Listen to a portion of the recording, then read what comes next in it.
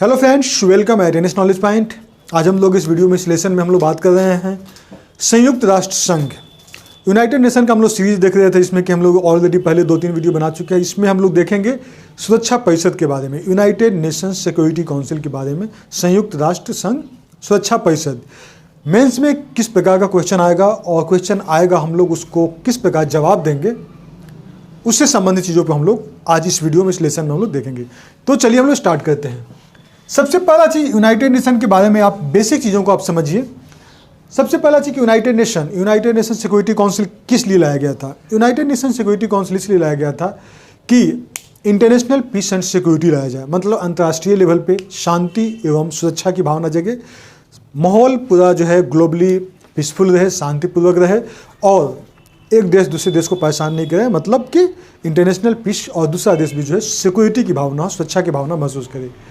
Total इसमें 15 member है, जैसा कि हम लोग सभी जानते हैं। 5 परमानेंट मेंबर हैं, उन 5 मेंबर का वीटो पावर प्राप्त है और 10 जो है नॉन परमानेंट मेंबर हैं, जो कि हर 2 साल बाद उनका टेंडर पीरियड खत्म होता है और फिर से उसके जगह पे दूसरा कोई आता है, रिप्लेस होता है। ठीक है, टोटल 15 मेंबर होते हैं। अगर कोई भी यूनाइटेड नेशन सिक्योरिटी काउंसिल में कोई भी रिजोल्यूशन अगर पास होता है, उसके लिए कम से कम मिनिमम 9 वोट होना जरूरी होता है। ठीक है, इसमें टोटल जो है मिनिमम 9 वोट होना जरूरी होता है। 5 जो परमानेंट मेंबर हैं उनका पाँचों का वोट होना जरूरी है पक्ष में, तभी जाकर उस प्रपोजल को, उस रिजोल्यूशन को पास कर सकते हैं। अगर कोई इसमें से कुछ उन सब का वीटो पावर है, उसमें से अगर कोई जगह नहीं चाहता, अगर वीटो लगा देगा तो वो प्रपोजल वहीं पे ख़त्म हो जाएगा। तो ठीक है, टोटल इसमें 9 चाहिए, जिसमें कि 5 परमानेंट मेंबर का चाहिए ही चाहिए। ठीक है, 5 परमानेंट मेंबर में कौन कौन है आप सब अपना रिकॉल कीजिए। United State of America, United Kingdom, France, Russia और चाइना। टोटल 5 परमानेंट मेंबर है। अभी जो 10 नॉन परमानेंट मेंबर हैं वो हैं इस्टोनिया, इंडिया अभी सिलेक्शन हुआ है, जनवरी में इंडिया काम कर रहा है। आयरलैंड, केन्या, ये सब जनवरी में सिलेक्शन हुआ है। नॉर्वे भी जनवरी में आया, और Saint Vincent, Tunisia, Vietnam, Niger और मेक्सिको भी इस साल जनवरी में, सब 4 जनवरी से काम करना शुरू कर दिया, जिसमें कि इंडिया भी संयुक्त राष्ट्र संघ का सुरक्षा परिषद का नॉन परमानेंट मेंबर के रूप में 2 साल टर्म के लिए चुना गया है। ठीक है, अब ये जो 10 को नॉन परमानेंट मेंबर चुने जाते हैं, उनको हम लोग कैसे चुनेंगे, उसको चुनने में हम लोग को ध्यान रखना पड़ता है कि अंतर्राष्ट्रीय लेवल पे पूरा वर्ल्ड का रिप्रेजेंटेशन वहाँ तक पहुँचे, वर्ल्ड का प्रतिनिधित्व पहुँचे यूनाइटेड नेशन सिक्योरिटी काउंसिल में। उसके लिए जो है अफ्रीकन कंट्रीज से 3 देश को लिया जाता है, जो कि नॉन परमानेंट मेंबर में, और एशिया पैसिफिक से 2 लिया जाता है, एशिया प्रशांत से, और लैटिन अमेरिका और कैरिबियन सी से, जो उसके उस एरिया का जो देश है वहाँ से 2 लिया जाता है देश को। वेस्टर्न यूरोप, पश्चिमी यूरोप से 2 देश को लिया जाता है, और ईस्टर्न यूरोप यानी पूर्वी यूरोप से 1 देश लिया जाता है। टोटल इसमें 10 कंट्रीज हैं, जो कि, और ये 10 कंट्रीज जो है इस तरह से चुने जाते हैं ताकि वर्ल्ड का रिप्रेजेंटेशन प्रोपोर्शनल ढंग से हो। ठीक है, इसका जो प्रेसिडेंट जो यूनाइटेड नेशन सिक्योरिटी काउंसिल का जो चुना जाता है, वो हर मंथ चुना जाता है, और अल्फ़ाबेटिकली हर मंथ इसके प्रेसिडेंट जो है वो रोटेट करते रहते हैं, चेंज होते रहते हैं। अब हम लोग बात करते हैं कि यूनाइटेड नेशन सिक्योरिटी काउंसिल में जो G4 नेशन है, उसमें एक ध्यान में रखिएगा, G4 नेशन वैसे देशों का ग्रुप है जो चाहते हैं कि यूनाइटेड नेशन सिक्योरिटी काउंसिल का एक्सपेंशन हो, मतलब अभी उसमें परमानेंट मेंबर 5 हैं, उसके जगह पे और भी परमानेंट मेंबर बढ़े। और ये जो 4 देश हैं, ये चारों देश डिमांड कर रहे हैं कि उनको परमानेंट मेंबर का सदस्यता मिले। इसमें कौन है, ब्राज़ील हो गया, जर्मनी हो गया, इंडिया हो गया और जापान हो गया। ब्राज़ील, जर्मनी, इंडिया और जापान। अब ये G4 नेशन तो डिमांड कर रहे हैं कि यूनाइटेड नेशन सिक्योरिटी काउंसिल का एक्सपेंशन हो। उसके अगेंस्ट में आता है कॉफ़ी क्लब। कॉफ़ी क्लब वैसे देशों का समूह है जो चाहते हैं कि यूनाइटेड नेशन सिक्योरिटी काउंसिल का एक्सपेंशन, परमानेंट मेंबर का एक्सपेंशन नहीं हो। उसके बहुत सारे कारण हैं, जैसे कि अब अगर India United nation security council के परमानेंट मेंबर अगर बनेगा, सबसे ज़्यादा नुकसान किसको होगा, पाकिस्तान को होगा। तो पाकिस्तान कभी नहीं चाहेगा कि इंडिया जो यूनाइटेड नेशन सिक्योरिटी काउंसिल का मेंबर बने। उसी तरह से इटली का इशू है, तो जर्मनी अगर चुना जाता है तो उसमें इटली इसका विरोध कर रहा है। तो उस तरह से कॉफ़ी क्लब वैसे देशों का समूह बनाया गया है इन लोग अपना बनाए, जो नहीं चाहते हैं कि यूनाइटेड नेशंस सिक्योरिटी काउंसिल में एक्सपेंशन हो। ठीक है, तो ये सब चीज़ को हम लोग समझ गए। अब हम लोग जानते हैं कि यूनाइटेड नेशंस सिक्योरिटी काउंसिल यानी संयुक्त राष्ट्र संघ सुरक्षा परिषद का आखिर ऐसा क्या जरूरत पड़ गया जो कि हम लोग उसको एक्सपेंशन चाहते हैं, उसको हम लोग मेंबरशिप को हम लोग चाहते हैं कि ज़्यादा मेंबर आएँ, ऐसा क्या जरूरत पड़ गई, उसके बारे में हम लोग डिस्कस करते हैं। ये मेंस में ये बहुत इंपॉर्टेंट टॉपिक पूछा जा सकता है, तो इसको आप लोग ध्यान में रखिएगा कि क्या नीड फॉर रिफॉर्म, क्या हमको संयुक्त राष्ट्र के एक्सपेंशन की, उसके रिफॉर्म की क्यों जरूरत पड़ गई। पहला, लार्जर वर्ल्ड। जिस समय यूनाइटेड नेशन सिक्योरिटी काउंसिल बनाया गया था उसमें हम लोग पहले बात कर चुके, टोटल 51 देश थे, जिसमें 5 परमानेंट मेंबर और 46 जो थे नॉन परमानेंट, उसमें इंडिया भी एक था। अब चूंकि उस समय से अभी के समय जो इसमें टोटल 193 कंट्रीज है, 193 देश हैं, दुनिया का बहुत बड़ा एरिया का एक रिप्रेजेंटेशन हो रहा है। ऐसे में लार्जर वर्ल्ड है, तो इसके लिए परमानेंट मेंबरशिप का भी जो है और ज़्यादा इसको विस्तार किया जाना चाहिए। 5 परमानेंट मेंबर पूरा दुनिया को नहीं चला सकते हैं अभी के समय का, तो इसमें एक्सपेंशन जरूरी है। तो ये पहला चीज़ हो गया। दूसरा हो गया कि बैलेंस ऑफ पावर। पहले बैलेंस ऑफ पावर चेंज होता था, एक तरफ रसिया होता था, दूसरा तरफ अमेरिका होता था, मतलब बाइपोलर वर्ल्ड बना हुआ था, दुनिया 2 भाग में विभक्त था, एक तरफ रसिया पावरफुल था, दूसरी तरफ अमेरिका था। अभी के समय ऐसा नहीं है, अभी रसिया पावर के अलावा इंडिया, चाइना, जापान, फ्रांस, ऐसे बहुत सारे देश जो है उभर के सामने आए हैं। तो अभी इसके लिए लार्जर रिप्रेजेंटेशन की बहुत ज़रूरी है। तो ये हो गया, बैलेंस ऑफ पावर के लिए भी एक्सपेंशन जरूरी है यूनाइटेड नेशन सिक्योरिटी काउंसिल का। तीसरा देखें कि इसमें से बहुत सारे ऐसे देश हैं, ऐसे महादेश हैं जिनका कि परमानेंट मेंबर नहीं है, यानी permanent representation United nation security council में नहीं है। जैसे कि आप बात कीजिए ईस्ट एशिया, ईस्ट एशिया का कोई भी देश जो है परमानेंट मेंबर नहीं है। अफ्रीका की बात करें तो अफ्रीका इतना बड़ा देश जो कि लार्जर पॉपुलेशन, दुनिया का सबसे ज़्यादा पॉपुलेशन रखता है, सबसे बड़ा देश है, सबसे ज़्यादा देश रखता है, वैसे अफ्रीका का कोई भी देश जो है यूनाइटेड नेशन सिक्योरिटी काउंसिल का परमानेंट मेंबर के रूप में नहीं चुना गया है। दूसरा देखिए साउथ अमेरिका। साउथ अमेरिका जो महादेश है, इसका भी एक भी देश जो है यूनाइटेड नेशन सिक्योरिटी काउंसिल का परमानेंट मेंबर में नहीं है। तो इस वजह से क्या कह सकते हैं कि परमानेंट मेंबर रिप्रेजेंटेशन जो है इन सारे देशों को भी ध्यान में रखना होगा। चौथा देखिए G4 नेशन है, वो डिमांड कर रहे हैं, जो डिमांड कर रहे हैं तो इस वजह से इसका एक्सपेंशन जो G4 नेशन जो डिमांड कर रहे हैं वो भी अपनी जगह पे सही डिमांड कर रहे हैं। और जब G4 नेशन हम लोग देख चुके हैं कौन कौन है, ब्राज़ील, जर्मनी, इंडिया और जापान, तो ये सब डिमांड करे कि यूनाइटेड नेशन सिक्योरिटी काउंसिल का एक्सपेंशन हो, तो उसके वजह से भी इस पर प्रेशर है, तो G4 नेशन का बढ़ावा मिल रहा है। पांचवा देखें वीटो पावर। अब यहाँ पे हम लोग जानते हैं कि बहुत सारे ऐसे भी अंतर्राष्ट्रीय मुद्दे होते हैं जहाँ पे कि वीटो पावर लागू होता है। वीटो पावर लागू होने के बाद में क्या हो जाता है कि हम लोग कोई भी अगर इशू उठाते, कोई भी अंतर्राष्ट्रीय मुद्दा है, उस मुद्दा को हम लोग वीटो पावर लगा कर रोक देते हैं। जैसे कोई भी कमज़ोर देश के लिए, डेवलपमेंट के लिए, प्रोग्रेस के लिए हम लोग कुछ रूल बनाते हैं और हम लोग चाहते हैं कुछ देश में कुछ करें। जैसे पैलेस्टीन के लिए हम लोग बहुत सारे डिसीजन लेते हैं, वहाँ पे क्या कर देते हैं, परमानेंट मेंबर जो हैं वहाँ पे वीटो लगा देते हैं। इजराइल के केस में 2018 में भी हुआ था कि जब इजराइल को घोषित किया गया था कि वो जो है दूसरे देश को परेशान करता है, पैलेस्टीन में बहुत सारे लोगों को नरसंहार किया है, तो इस वजह से उस पर जब हम लोग प्रपोजल लाए थे तब भी अमेरिका इसको वीटो लगा के रोक दिया गया था। तो मतलब कहा जाए तो वीटो का फ्रीक्वेंटली यूज हो रहा है। अभी तक सबसे ज़्यादा वीटो लगाने वाला जो है वो है रसिया। हाँ, लगभग 100 से ज़्यादा वाले वीटो लगा चुका है रसिया। तो ये 5 पॉइंट है जिसके आधार पर हम लोग कह सकते हैं कि यूनाइटेड नेशन सिक्योरिटी काउंसिल का एक्सपेंशन जरूरी है। जब भी आप आंसर लिखेंगे तो उसमें सेकंड पर चेक जरूर रखेंगे कि इंडिया का उसमें क्या भूमिका है। यूनाइटेड नेशन सिक्योरिटी काउंसिल में अगर एक्सपेंशन होता है तो फ़ायदा नुकसान इंडिया का क्या होता है। इंडिया के परिप्रेक्ष्य में बात करते हैं। अब इंडिया को हम लोग चूँकि G4 नेशन में जानते हैं, इंडिया भी डिमांड करता है कि यूनाइटेड नेशन सिक्योरिटी काउंसिल का मेंबर इंडिया बने।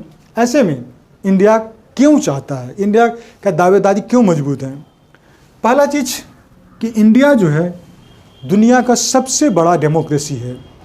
किसी भी चीज़ को, किसी भी क्षेत्र को प्रशासन चलाने के लिए सबसे बेस्ट रास्ता माना गया है डेमोक्रेसी, यानी प्रजातंत्र। डेमोक्रेसी की बात करें तो डेमोक्रेसी में इंडिया सबसे बड़ा देश है जो कि लार्जेस्ट डेमोक्रेसी यानी लार्जेस्ट पीपल का रिप्रेजेंटेशन करता है।